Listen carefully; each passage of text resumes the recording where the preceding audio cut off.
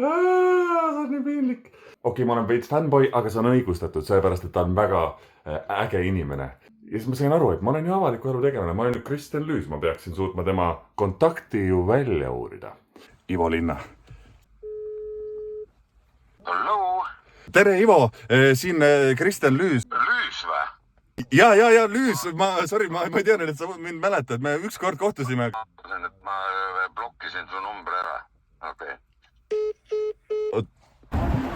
Ivo käib tavaliselt seal üleval mäe otsas kohvikus. Kohe on kell 2, ma loodan, et ma jõuan.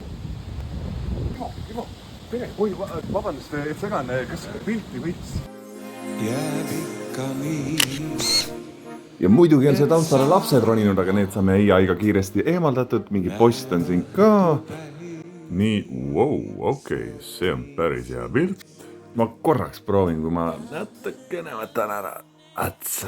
Ja nii lihtsalt ongi võimalik endale uus profiilipilt saada. Oh my god, ma loodan, et see saab palju laike!